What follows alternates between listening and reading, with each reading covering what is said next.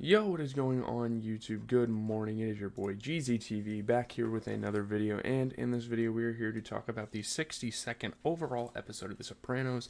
It is the 10th of the 5th season. We are narrowing down, we are getting close to the end of this show, by the way, so if you guys have suggestions for future shows to watch, please let me know.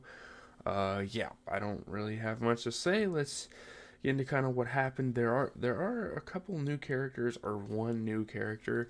Again, we're learning more about kind of the Soprano family, especially on Tony B's side. More immediate on his side, so really dope. Let's kind of get into what happened. So Tony and Johnny meet about a missing load of smuggled Vespa scooters that were supposed to be received by Carlo Gervasi's crew and split between the two families. So this is like a business venture that these two have kind of negotiated on, but Tony's crew, the people that he sent out, haven't got their half. So now there's a whole confrontation. It's not really awkward. It's pretty tense actually between these two. Obviously they're great friends, but yeah.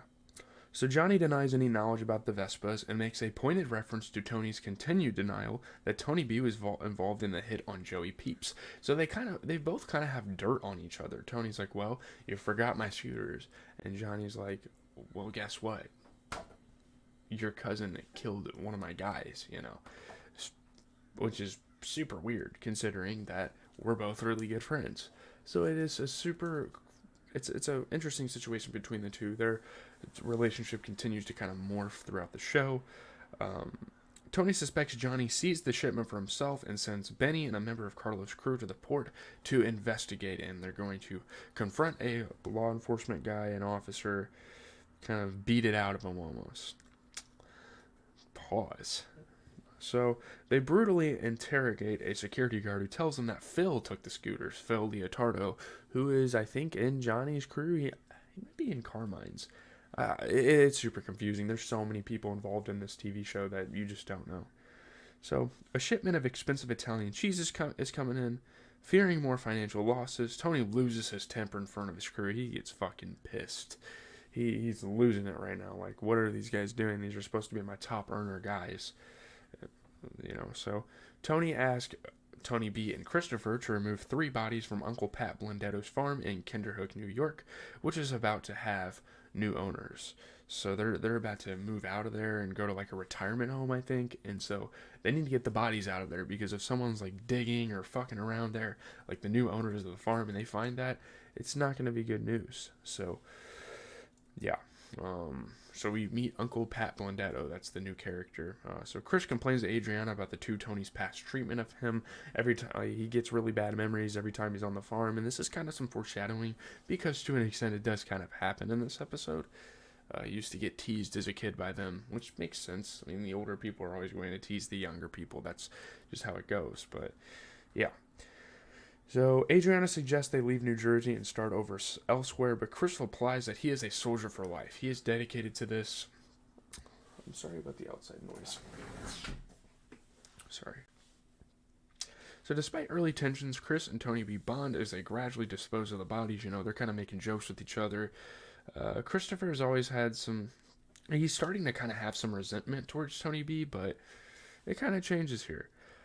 So, however, when Tony comes to oversee the completion of the job, the two older men fall back into the routine of picking on Chris, with Tony making fun of his sobriety, which is extremely fucked up. I mean, there's really no place to make fun of someone for being sober and, like, making jokes that, oh, you're a pussy or something. There's really no place for that. So, yeah, it's kind of messed up. So, Chris passes up an opportunity to go hunting with them and leaves the farm early the next morning, driving home in tears. He is extremely upset, obviously. So, yeah. Tony returns to the Bada Bing and, prompted by a TV program he has seen, talks about terrorist threats tied to unexamined cargo containers at the ports. So it causes for some like extreme concern for Tony. Stuff like that. So when Georgie Santarelli responds by saying that's why you gotta live for today, Tony suddenly explodes in fury and gives him a beating that sends him to the hospital and causes permanent hearing loss. What a dick. I mean, Tony just cannot handle himself. Like, he gets pissed and things just go left so quickly for him. And it makes you kind of resent his character in a way. You still like him because he's the main character, but Jesus Christ, man. All that because he said you gotta live. That's why you gotta live for today. Like, seriously? So afterward, Tony's obviously a little remorseful. He gives Polly a wad of bills and insists that he make sure George G receives the best care. Like, no, there's no sorries, nothing like that. Like, you're an asshole. Like, legit. Over some petty shit. So Polly then tells Tony that Georgie's quitting his job at the Bing and doesn't want to see him again, which is extremely understandable. And if Tony gets mad at that, well, you're just a shitty human being, which he kind of is to begin with. So Carmela continues to be hostile towards Tony and drains the water from their pool to keep him from swimming there. She doesn't really want him to be around there, obviously. You know, they're going through relationship troubles or trying to get a divorce arranged. She doesn't even want him around. People don't want Tony to be around except for his close guys in the mafia that act like they want him around, I guess. So after another fight, they agree to organize an engagement party for Meadow and Finn. Obviously, that storyline's kind of looming in the air. When she runs into Mr. Wegler at AJ's school, she surprises herself by saying that she is moving back in with her husband, but later insists to Rosalie that she has no such intention, and she was just kind of telling him that to, like, repel him, to kind of get him away, which is understandable. But, Janice, man. Let's talk about Janice. So Janice is arrested after assaulting another mother at her stepdaughter's soccer game. This is fucking wild. We've always kind of learned about that Janice had sort of anger issues, but, like, this is insanely over the top. It's wild. So Tony is infuriated over the publicity brought to his family and storms into Janice's house late at night, demanding she plead guilty to the charges and that Bobby take control of his life. Like, you gotta get shit in order, man. You gotta make sure shit like this isn't happening. This is bad for business. This is bad for my family. It gives us a terrible reputation. My name is being mentioned on the news, and I am one of the most important criminals in the United States as is. Like, what are we doing? So, citing her recent bellicose behavior, Bobby gives Janice an ultimatum to either see an anger management specialist or end their marriage. Janice starts attending anger management classes and tells Tony that they have helped her make tremendous progress. Which, yeah, they usually do. Tony says he is happy for her. The soprano temper becomes the focus of Tony's next session with Dr. Melfi, who observes that both depression and anger are traits in Tony's family and things that affect him dearly, and all this stuff. Like, they're the driving force to a lot of the decisions Tony makes, which is not a good thing. You don't want anger and depression to drive everything you do. So Tony joins Janice and Bobby for dinner, but becomes irritated when he sees his newly placid sister and deal calmly with a series of minor annoyances. And now he's trying to, like, instigate her and get her pissed off. And it's kind of funny, but at the same time, it just shows how big of a douche Tony is. He breaks the calm by provoking her with sarcastic and increasingly hurtful comments about her estranged son, Harpo. Janice soon gets enraged and chases Tony around the room with a fork in her fist. It's kind of funny, but again, it's not really, because Tony's kind of being an asshole about this. You know, he smiles to himself, he leaves, he walks off into the sunset, and that's the end of this episode. So yeah, we meet Uncle Pat Bonedetto, who's Tony S. and Tony B's uncle, who was given early retirement from the DeMio crime family because of health issues, and obviously he's gotten better, I guess, since I've last saw him, or as they say.